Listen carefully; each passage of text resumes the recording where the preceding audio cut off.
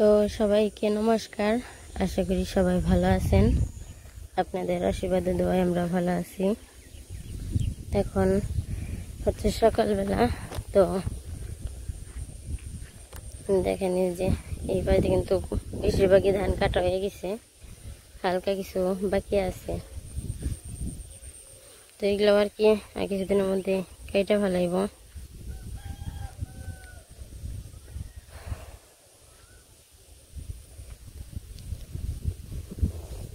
তো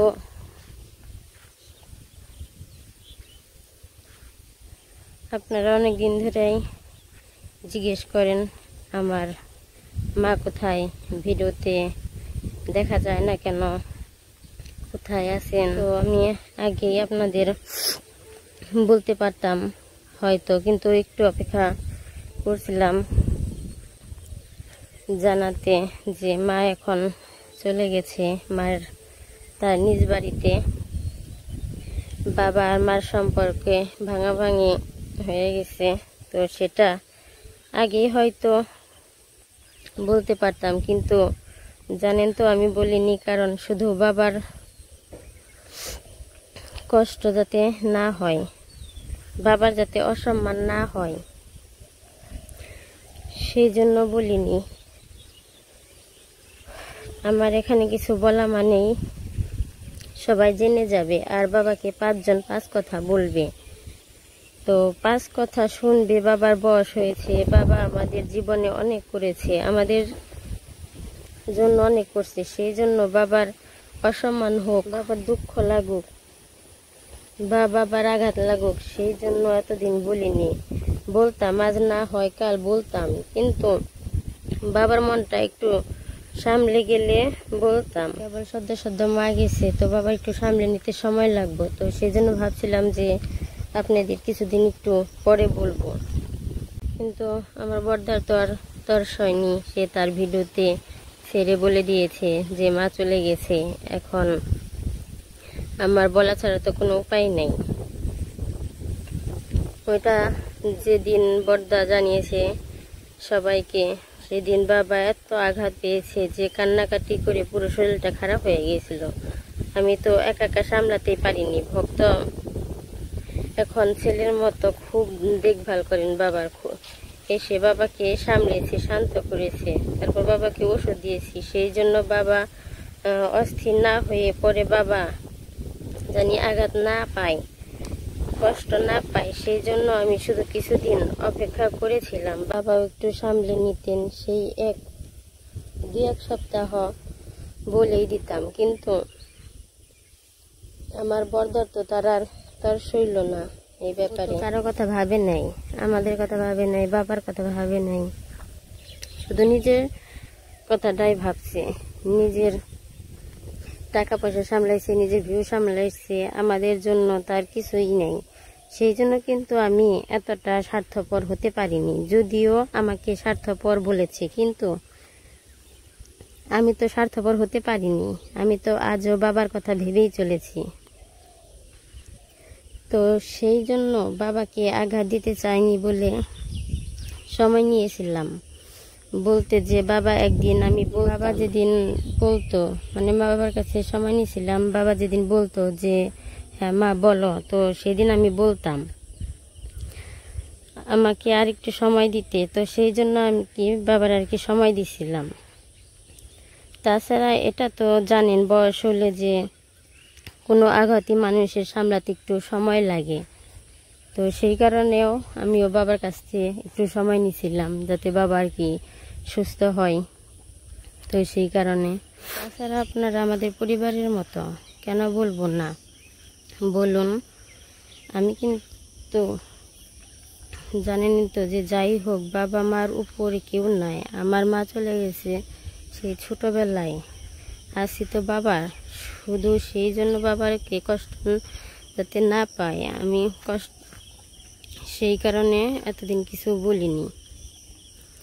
আমার বড়দা তো তার তর্স হয়নি, সে সব কিছু জানিয়ে এটা নিয়ে তো ভাবেনি যে বাবার শরীর খারাপ হতে পারে বা বাবা কান্নাকাটি করতে পারে, বাবাকে আঘাত লাগবে, বা ভাববে। সে কোনো কিছু কারোর জন্য ভাবে না। তো সেই একই কথা তো ওই দিন বাবা আর কি ভিডিওটা দেখার পর এতটা শরীর খারাপ হয়েছিল যে অসুস্থ হয়ে পড়ছিল। তখন ভাগ্যিস বাড়িতে সবাই আসছিল, তো এখানে সবাই বুঝাইছে, বাবার পাশেই করছে। তো সব কিছু মিলেই ভাগ্যিস সেদিন বাড়িতে সবাই আসছিল, সবাই বুঝাইছে। বাবার অস্থির করছিল, তো বোঝানোর পর একটু কমছে। তো ভাগ্যিস কি করা যাবে, আমার কপাল খারাপ, আমার কপালে এরকম বর্দা আছে, ভাবতে পারি নাই।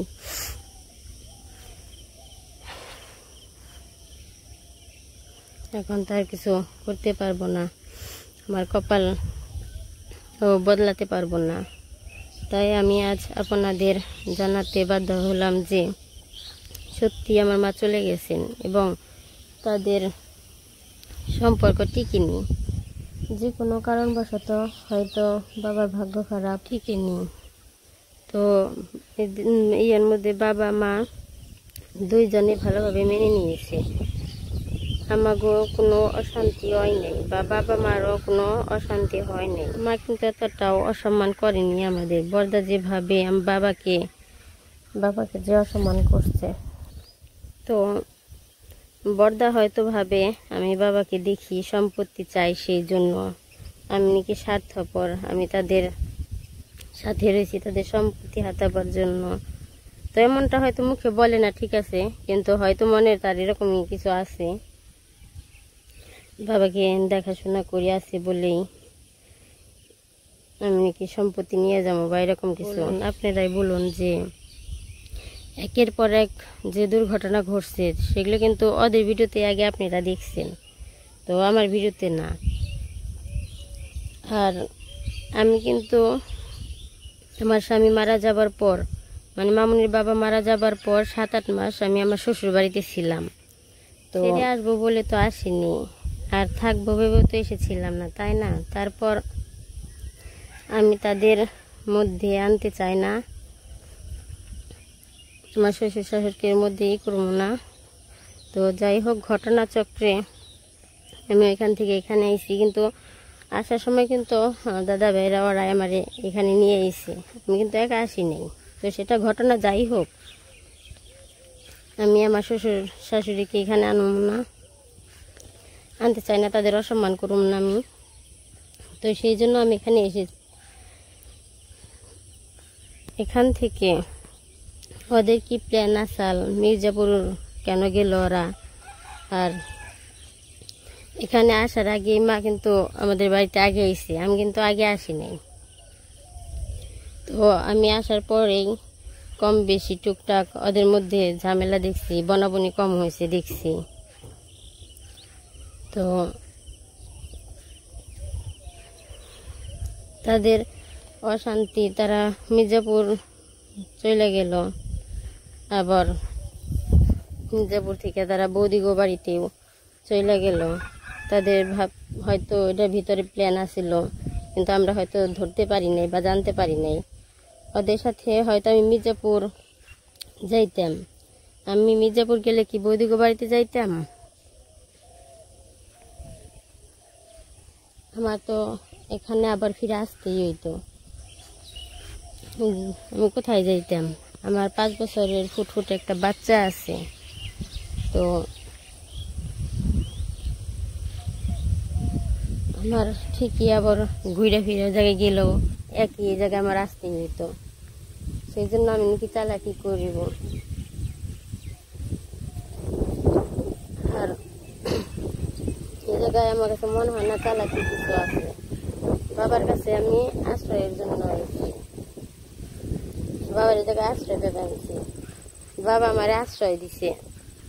তো বাবাকে দেখাশোনা করা বা বাড়ির কাজ করি, তাতে আপনারাই কোথায় চালাকি দেখতে পান আমি বুঝি না।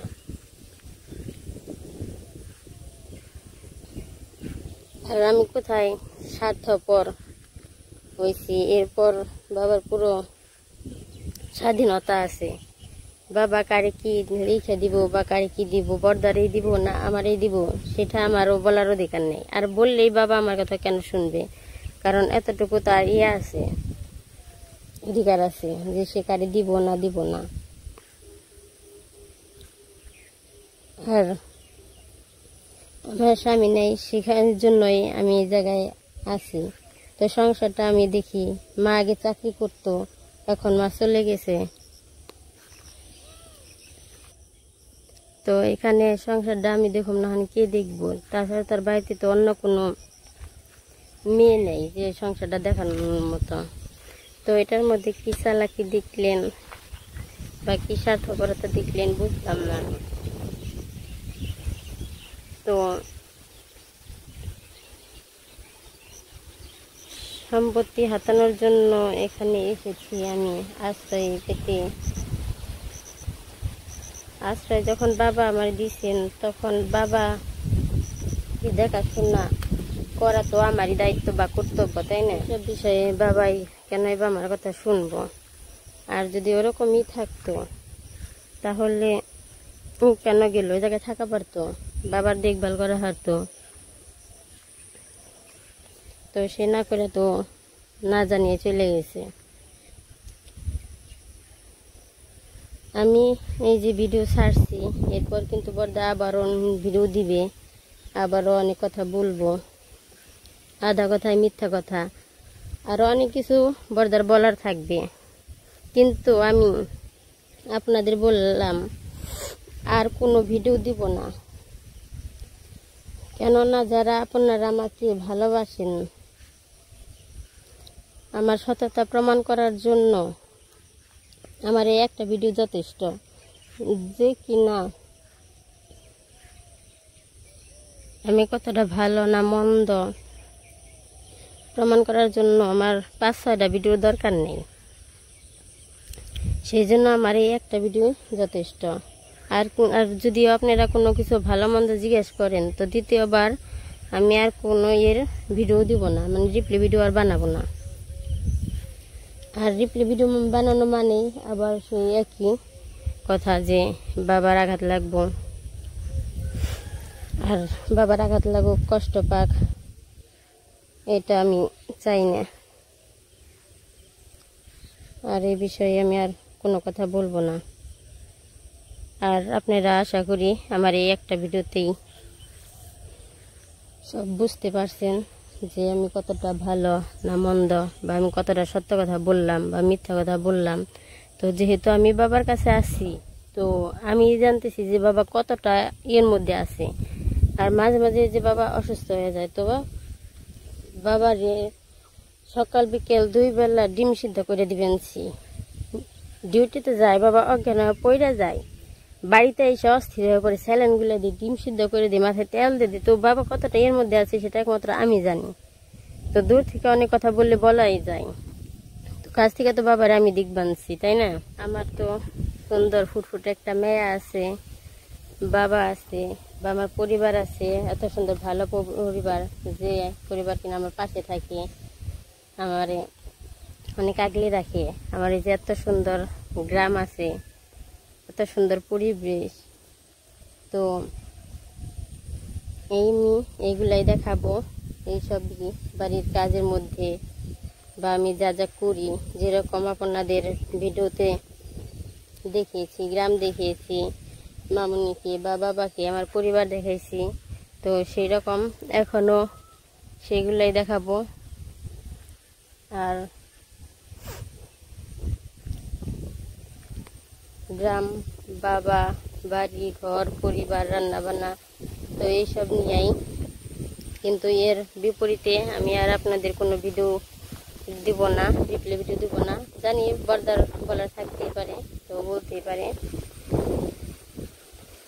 অনেক সময় নিচে হাঁটাহাঁটি করলাম, এখন ওই দিকে যাই নাই, ঘুরে এসে বললাম বাতাস, তো এর জন্য হাঁটাহাঁটি করে আসলে ভালো লাগলো। এখন বাড়িতে যাই, হাঁস মুরগিগুলো আর কি সাইরে নেই।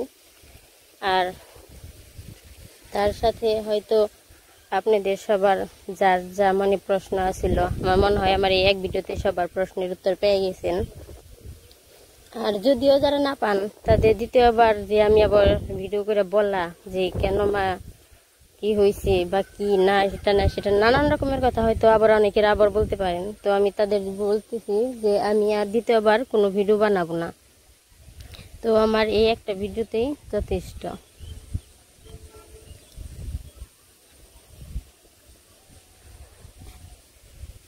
আর এই যে দেখেন আজকে আকাশটা কিরকম মেঘলা। সকালে তো মনে হয় না একদিন বৃষ্টি নামবো, আবার রোদ উঠে আবার মেঘলা করে। মানে এখন মানুষের ধান কাটা লাগছে না, এখন আকাশ এরকমই করবো। কালকে গরম গেছে কিন্তু আজকে সকালে আবার বাতাস আছে। তো ওই পাশে দেখেন মেঘের আড়ালে সূর্য কিরকম ভাবে দেখা যায়, আবার একটু পরে মেঘে এসে আবার ঢেকে পড়বো। তো ওই যে আস্তে আস্তে মনে হয় ঢাকতেছি। তো যে বাড়িতে এসে বসছি, যে এখন সব কাজকর্ম কইরা আবার বাবা ডিউটিতে চলে যাইব, বা আমি মামু এনে স্কুলে যাবো। তো যাই, ও কত সুন্দর বাতাসটা দেন। তো হয়তো এইভাবে বোঝা যায়নি কি জানি না, কিন্তু হয়তো বাতাসের শব্দ শুনলে আর কি বুঝতে পারবেন যে কিরকম বাতাস। একদিন উড়িয়ে নিয়ে যাবো গা। ও ভক্ত কাছে আম পড়বানছে রে কাকি বাতাসে।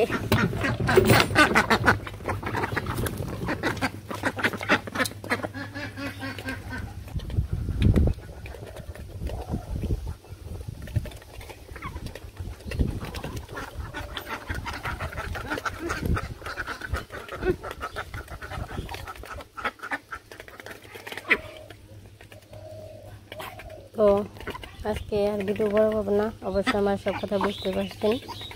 তো আজকে এই পর্যন্তই। সবাই ভালো থাকবেন, সুস্থ থাকবেন, আমাদের পাশে থাকবেন। সাথে ভিডিওটি দেখার জন্য সবাইকে অনেক অনেক ধন্যবাদ।